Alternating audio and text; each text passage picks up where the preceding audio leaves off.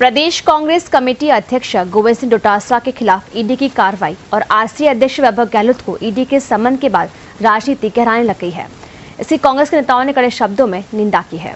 राज्य बाल संरक्षण आयोग की अध्यक्ष संगीता बेनीवाल ने आरोप लगाया कि ईडी का केंद्र सरकार गलत इस्तेमाल कर रही है। जिन जिन राज्यों में चुनाव होते हैं वहां ईडी पहुंच जाती है। बेनीवाल ने इसे भाजपा की बौखलाहट बताया और केंद्र सरकार पर जमकर हमला बोला। राजस्थान के प्रदेशाध्यक्ष आदरणीय गोविंद सिंह जी डोटासरा जी के निवास पर ईडी पहुंच गई और उसी तरह आरसीए के अध्यक्ष वैभव गहलोत को ईडी का समन प्राप्त हुआ।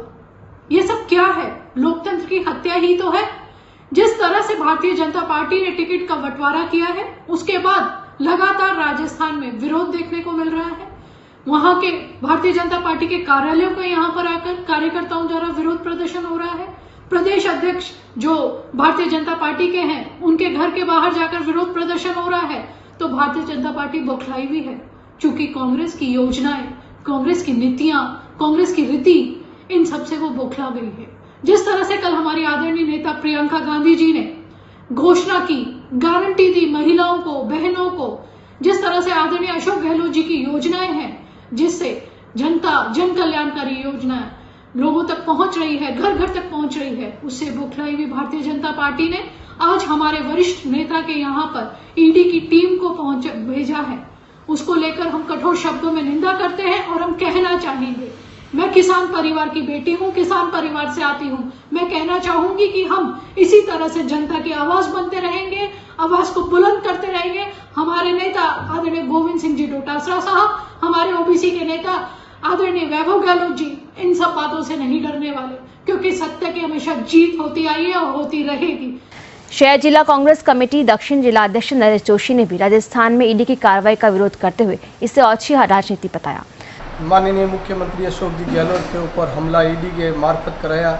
इस कमजोर केंद्र सरकार ने फिर अशोक गहलोत को घेरने की कोशिश जो की है वो उनकी नाकाम होगी।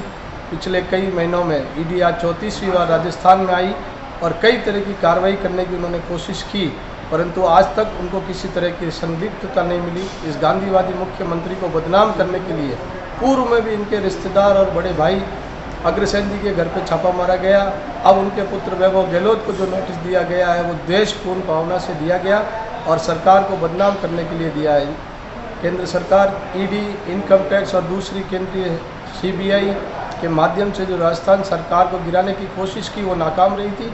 अब भविष्य में चुनाव को देखते हुए जो ईडी की कार्रवाई की जा रही है उसका जनता मुंहतोड़ जवाब देगी। वहीं जोधपुर शहर जिला कांग्रेस कमेटी उत्तर के जिला अध्यक्ष सलीम खान ने कहा कि ईडी की कार्रवाई कोई गलत बात नहीं है।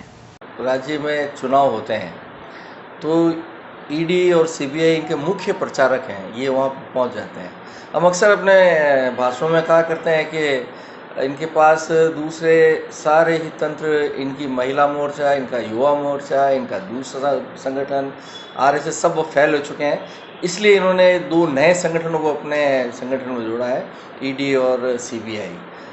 तो ये कोई नई बात नहीं है, हमें तो इसका इंतज़ार था कि कब आए और दरमियान चुनाव आया है, स्वागत करते हैं। जिस तरीके से कोल घोटाला, 2G घोटाला, इन लोगों ने बड़ा हल्ला मचाया था और जब केस पूरा हुआ तो कोर्ट ने कहा कि इसके अंदर कुछ भी नहीं निकला। इसी तरीके हमें विश्वास है कि जिस तरीके से ये ओछी हरकतें कर रहे हैं, इसकी जांच में भी कुछ नहीं निकलेगा और हम पाक साफ होकर इससे बाहर आएंगे। ये चाहते हैं कि डर के हम लोग भी भारतीय जनता पार्टी ज्वाइन कर लें, तो इनके मोदी जी के और भारतीय जनता पार्टी के सपने हैं।